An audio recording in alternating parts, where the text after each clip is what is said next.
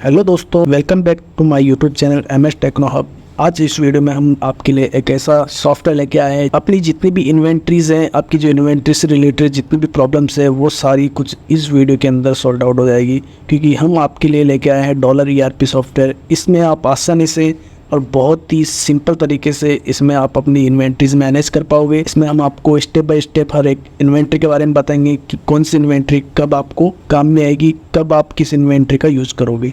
ठीक है दोस्तों, चलिए हम आपको इस वीडियो में दिखाते हैं किस तरह से आप डॉलर ERP में अपनी इन्वेंट्री मैनेजमेंट कर पाओगे। तो सबसे पहले आता है यहाँ पे कोटेशन। हर एक इन्वेंट्री के अंदर आपको इस तरह से इस सॉफ्टवेयर के अंदर 3 ऑप्शन दिए होते हैं, ऐड, मॉडिफाई और लिस्ट। ऐसे ही आपको अगर कोई नया कोटेशन ऐड करना है तो कोटेशन कब बनता है, किसी कस्टमर को कोई रेट देनी है तो वो आप कोटेशन उस कंडीशन में बनाते हो अपनी कंपनी का, तो वो कोटेशन आप यहाँ से ऐड कर पाओगे। सिंपली आपको बस ऐड पे जाके और अपनी जो भी कस्टमर है उस कस्टमर का नाम यहाँ पे टाइप कर सकते हो, या फिर Alt+C करके उस कस्टमर को नया भी बना सकते हो। तो सिंपली मैं एक यहाँ पे कस्टमर का नाम बना देता हूँ, सुनील ट्रेडर्स करके मैंने यहाँ पे एक कस्टमर का नाम क्रिएट किया है। इसकी जो भी इन्फॉर्मेशन है वो आप यहाँ पे डाल सकते हो। अभी मैं इसको डायरेक्टली सेव कर देता हूँ, क्योंकि मुझे इस वीडियो को अगर मैं आपको डिटेल में बताऊंगा ये सारी चीज़ें तो बहुत ही ज़्यादा लंबा हो जाएगा, इसलिए मैं आपको बस थोड़ा शॉर्टली समझाने की कोशिश करूँगा। यहाँ पे हम टैक्स इंक्लूडिंग ले लेंगे LGST। अगर आपका आउट स्टेट का होता है क्लाइंट तो IGST लेते हैं, सेम स्टेट का इसलिए यहाँ पे LGST ले लिया। आपने जो भी आइटम लिए हैं वो आइटम यहाँ पे आप सर्च कर देंगे।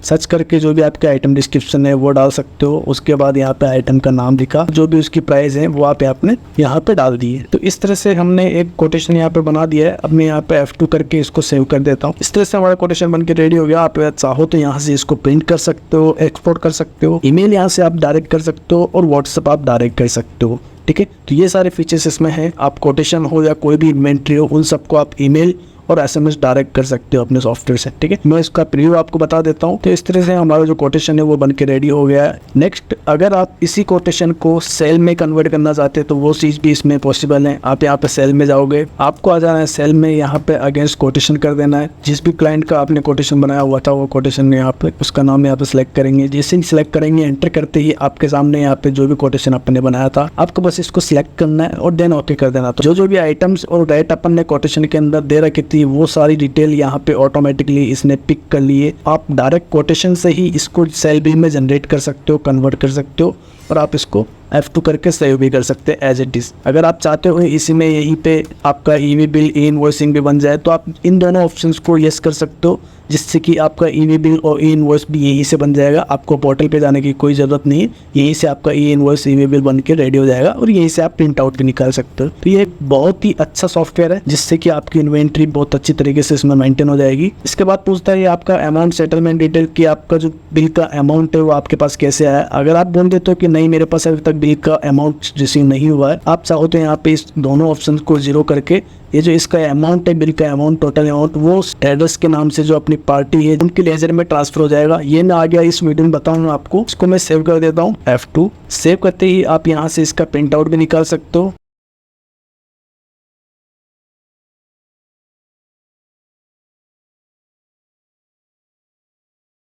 तो इस तरह से हमारा जो बिल है वो टैक्स इनवॉइस वो रेडी हो चुका है। इस तरह से आपकी जो भी GSTs है वो सारे कुछ इसमें शो हो जाएगी। टोटल अमाउंट आपको नीचे शो हो जाएगा। तो पूरी डिटेल इसमें है। इसमें आप कुछ चेंजेस करना चाहते हो तो वो भी करवा सकते हो, अपने अकॉर्डिंग इस फॉर्मेट को आप डिजाइन करवा सकते हो। ठीक है, तो आप इसको भी ईमेल, SMS, व्हाट्सएप के थ्रू कहीं पे भी शेयर कर सकते हो। इसमें कुछ करेक्शन करना है तो आप यहाँ पे मॉडिफाई में जाके करेक्शन भी कर सकोगे, और प्लस इसमें लिस्ट में जाके आप देख भी पाओगे।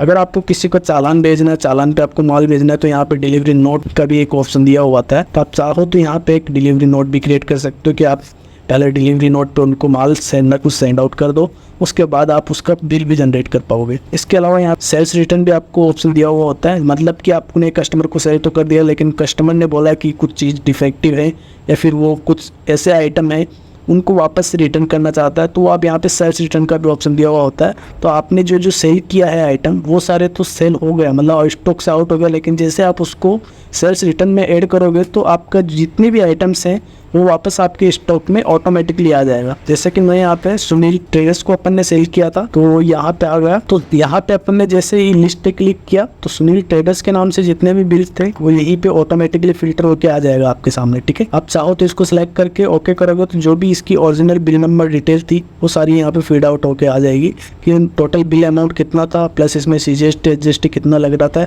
वो सारा कुछ यहाँ पे आ गया। अगर आपको टोटल वो पूरा ही बिल यहाँ पे पिकअप करना है तो आप इस ऑप्शन को यस कर सकते हो, अदरवाइज इसको नो ही रहने दे सकते हो। आप pick last sale price from the same party, अगर जो भी आपने लास्ट में जो सेल करी थी उसी प्राइस में आपको ये जो भी आइटम्स हैं वो इन करने हैं, तो आप इस ऑप्शन को यस कर सकते। ठीक है, तो यहाँ पे अब हमको आइटम जो भी आइटम अपन ने वहाँ पे दिया था वो आइटम यहाँ पे मैं वापस से ले लेता हूँ। से एक आइटम में 18% करके मैंने इसको वापस से लिया, तो इसकी जितनी भी क्वांटिटी वापस लिए वो क्वांटिटी यहाँ पे डाली और F2 करके इसको भी सेव कर देना है। तो इस तरह से हमारा जो आइटम का स्टॉक है वापस से इन हो गया। और इनकी जो लेज़र है सुनीली, ये सारा मैं लेज़र में आपको बताऊँगा जो रिटर्न अपन ने किया है।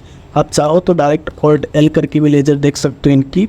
सुनील ट्रेडर्स की मैंने लेज़र यहाँ पे देखी तो इसमें अपने को ये बता देगा कि ये दोनों जो है मैंने एक सेम डेट में कर दिए। इसे सेम डेट में है, कोई प्रॉब्लम है नहीं, आपको मैं समझा देता हूँ। ये पहले अपन ने सेल कर दी थी, लेकिन अब वापस से एक ही डेट में सेम डेट में हमने वापस से रिटर्न ले लिए। तो ये देखिए अपना जो अमाउंट था वो इसमें से माइनस हो गया। 2300 था इनका सेलिंग अमाउंट, बट वापस रिटर्न आया तो वो 200 रुपीज इसमें से माइनस हो गया। तो अभी जो इनका क्लोजिंग बैलेंस है मतलब कि 2100 ही अपने को क्लाइंट से लेना है, क्योंकि 200 रुपीज़ का कुछ जो आइटम है वो तो अपने पास वापस रिटर्न आ चुका है। इस तरह से इसकी लेज़र भी मेंटेन हो जाएगी। साथ के साथ ही जब भी ये जैसे आपको पेमेंट करता है रिसिप्ट में आप जाके वो रिसिप्ट ऐड कर सकते हो। तो रिसिप्ट में आप गए, यहाँ पे जो भी डेट है रिसिप्ट डेट वो आपने यहाँ पे डाली। जैसे मान लीजिए 3 तारीख को इनकी रिसिप्ट हुई है, किन से हुई है? सुनील ट्रेडर्स से। एंटर कितने की है ये रिसिप्ट? मान लीजिए अगर 2000 की है तो 2000 यहाँ पे डाल सकते हो। पेमेंट मोड आपके पास दो होते हैं, या तो कैश होता है या फिर बैंक से होता है। अगर बैंक से रिसिप्ट आई है तो बैंक सेलेक्ट करना है, कैश रिसिप्ट आई है तो कैश सेलेक्ट करना है। मैं यहाँ पे कैश सेलेक्ट करता हूँ, देन मैं इसको सेव कर देता हूँ। अब जैसे ही सेव किया तो ये इनकी लेजर में पहुंच जाएगा। आप डायरेक्ट ऑल्टेल करके इनकी लेजर देखेंगे। लेजर में हम देखते हैं कि जो हमने लेजर में जो रिसिप्ट चढ़ाई थी वो यहाँ पे लेजर में आ चुकी है 2000 रुपीज की। 3 तारीख को हमने रिसिप्ट चढ़ाई थी 2100 का, तो ये अपने पास अमाउंट था 14 को। बट ये 3 तारीख को जब हमने 2000 रुपये रिसीव कर लिए तो अब इन क्लोजिंग अमाउंट जो है वो ओनली 100 रुपीज बचा हुआ है। इनसे 100 रुपीज ही लेना है। ओके ठीक है, तो इस तरह से हम इनका लेजर भी मेंटेन कर पाएंगे जो अपने जितने भी क्रिएटर्स हैं सभी का। उसके अलावा यदि कोई परचेज भी चला सकते हैं। ऐसी कोई गुड्स अपने पास चालान पे भी आती है तो आप मटेरियल रिसीव में जाके वो चालान भी ऐड कर सकते हो।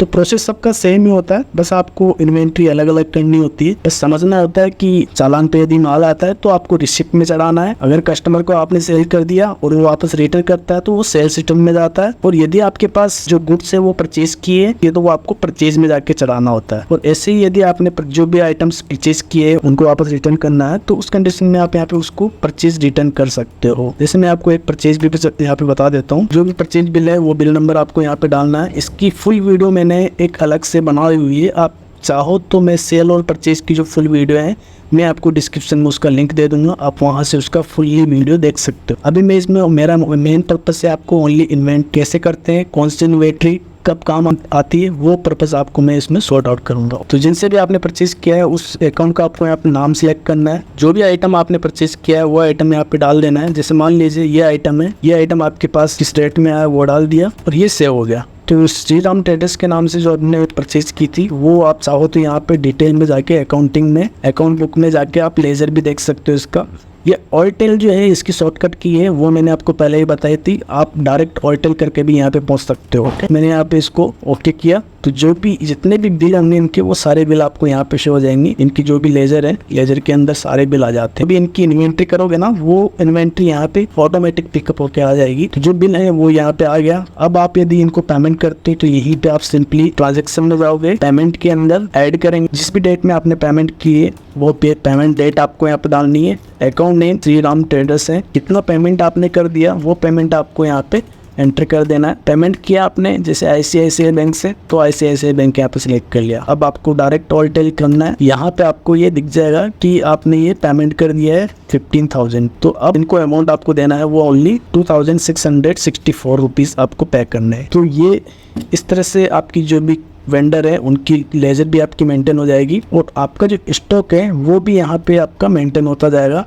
रिपोर्ट के अंदर इन्वेंट्री रिपोर्ट के अंदर स्टॉक स्टेटस डिटेल में अपन जाएंगे तो यहाँ पे ये बताता रहेगा कि आपका स्टॉक कितना आपके पास रखा है, कितना आपने सेल किया है, कितना इन किया है। तो आपको ओपनिंग में तो आपको ओपनिंग वाला अमाउंट शो होगा जो पहले से आपने ओपनिंग में स्टॉक में डाल रखा है। परचेजिंग में आपको जितनी भी आपने परचेज की है इन क्वांटिटी वो आपको परचेज में शो होगी। ओके, आउट में आपको वो शो होगा जो आपने सेल कर दिया है। ओके, तो इस तरह से ये स्टॉक भी आपको सॉर्ट आउट होता जाएगा। जैसे आपने यहाँ पे एंटर किया, जो भी आपका स्टॉक है वो यहाँ पे शो हो गया। आपने पहले ये परचेज की थी एक क्वांटिटी, फिर एक सेल की है, उसके बाद आप लगातार सेल करते गए तो आपकी जो क्वांटिटी है वो माइनस में पहुंच गई। तो एक अपन ने यहाँ की, एक यहाँ की, तो जो भी आपकी रेड कलर में एंट्री है वो सारी माइनस वाली इन्वेंट्री है। तो इससे आपका स्टॉक पता चलता रहेगा कि आपने इतनी परचेज कर ली थी, इतनी आपने क्वांटिटी सेल आउट कर दी। तो एक एक पीस का आपके पास इसमें रिकॉर्ड रहेगा पूरा कि कौन सा स्टॉक कब परचेज किया था, कब किसको सेल किया है। इसके अलावा पूरी अकाउंटिंग रिपोर्ट यहाँ पे आपको मिल जाती है कि आपने कब कब सेल किए। अगर सेल देखनी है तो यहीं पे सेल्स रजिस्टर के अंदर आप जाके डेट वाइज अगर आप देखना चाहते हो किस डेट से किस डेट तक की, तो यहाँ पे डेट सिलेक्ट कर लेना,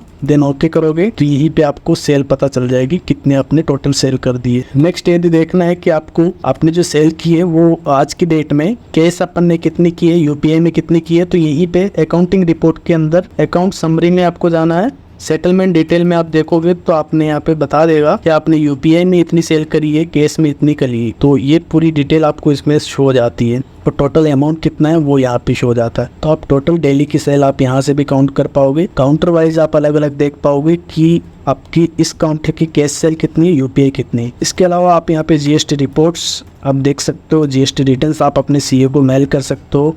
तो यहीं पे आपको सारी GST returns automatically by default इसमें बन के रेडी हो जाती है।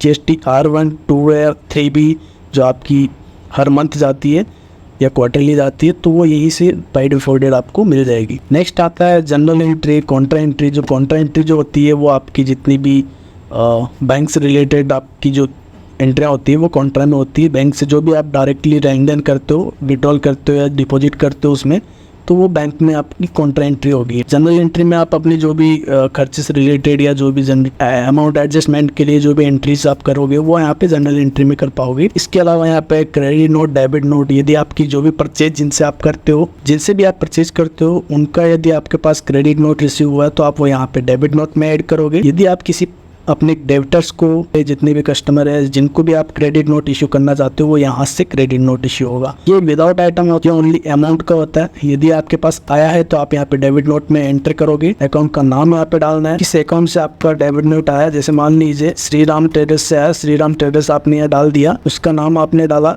और ये मान लीजिए 2600 का आपके पास डेबिट नोट, क्रेडिट नोट आया, तो हम डेबिट नोट में चला रहे हैं इसको। तो डिस्काउंट ऑन परचेज में आप इसको शो करवा सकते हो और इसको कंट्रोल एस करके सेव कर देंगे। ये डायरेक्ट इनकी लेजर में पहुंच जाएगा। श्रीराम ट्रेडर्स में हम देखेंगे जो बैलेंस है वो डेबिट साइड पे आ गया, क्योंकि ये हमारा डिस्काउंट आ गया है, डिस्काउंट वाला क्रेडिट नोट आ गया। ठीक है, तो आप इसको तो डेबिट नोट में एंटर कर सकते हो।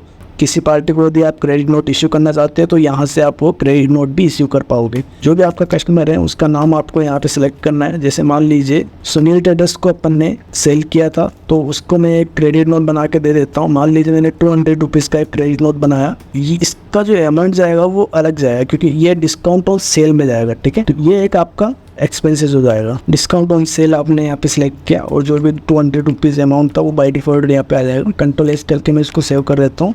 अब इसका और टेल करके वापस से लेजर देखता हूँ, किसका, सुनील ट्रेडर्स का। तो ये देखिए इसकी लेजर में ये वाला जो अमाउंट है वो माइनस हो चुका होगा। ये 200 रुपीज़ आपका ये इधर क्रेडिट हो गया। तो जैसे आप क्रेडिट नोट और डेबिट नोट भी इसमें मेंटेन कर पाओगे। इसके अलावा आप यहाँ पे स्टॉक ट्रांसफ़र कर पाओगे कि आपकी जैसे एक ब्रांच से आपको दूसरी ब्रांच में अपना जो स्टॉक है वो मेंटेन करना है या ट्रांसफ़र करना है। तो जैसे एक तो आपका गोडाउन हो गया और दूसरा आपका मैन स्टोर हो गया, तो वो सारी चीज़ें भी आप इसमें मेंटेन कर पाओगे। उसके अलावा यहाँ पे स्टॉक जनरल में जो भी आपकी स्टॉक से रिलेटेड एंट्री होती है, जैसे कि कोई आइटम आपका आया है, अब वो कंज्यूम हो गया या एक्सपायर हो गया, तो वो आप उसको एक्सपायर वाला जो भी डेट माल है उसको आप कंज्यूम कर पाओगे। और यदि कोई आइटम ऐसा है जिसका आप बल्क में परचेज करते हो बट उसको पीस में कन्वर्ट करना चाहते हो, तो वो यहाँ से आप आसानी से कर पाओगे स्टॉक जनरल से। ओके, जैसे कोई आपका किराने का अगर आपके पास बिजनेस है या फिर कोई और भी जो भी बिजनेस है, तो आपका यदि वो बैग में आपके पास इकट्ठा आपके पास आया है, फिर आप उसकी पैकिंग करते हो 1 kg 2 kg में, तो वो यहाँ पे आप जनरेट में वो अलग अलग आइटम में जनरेट कर सकते हो और आपका जो कंज्यूम होगा वो पूरा एक बैग हो जाएगा 50 kg का। ठीक है, तो उन 50 kg से जो भी आपके पीस बनते हैं 1 kg 2 kg का, तो वो आप यहाँ पे जनरेट आइटम्स में डाल सकते हो। और आपका जो ऊपर वाला आइटम जो भी डालोगे आप कंज्यूम्ड आइटम्स में, आपका बैग वो कंज्यूम होके जनरेटेड आइटम में कन्वर्ट हो जाएगा। तो इससे कि आपका स्टॉक भी मेंटेन रहेगा, इन्वेंट्री मैनेज हो जाएगी। ठीक है दोस्तों, अगर आपको ये सॉफ्टवेयर परचेज करना है तो आप हमारे नंबर पे हमें कांटेक्ट कर सकते हो, हम आपको इसका लाइव डेमो दिखा देंगे। और यदि आप हमारे पहले 100 कस्टमर्स में से आते हो तो आपको मिलेगा एक स्पेशल ऑफर। तो ऐसी और वीडियो को देखने के लिए हमारे चैनल को सब्सक्राइब करिए। मिलते हैं नेक्स्ट वीडियो में, तब तक के लिए सभी को राधे राधे, थैंक यू।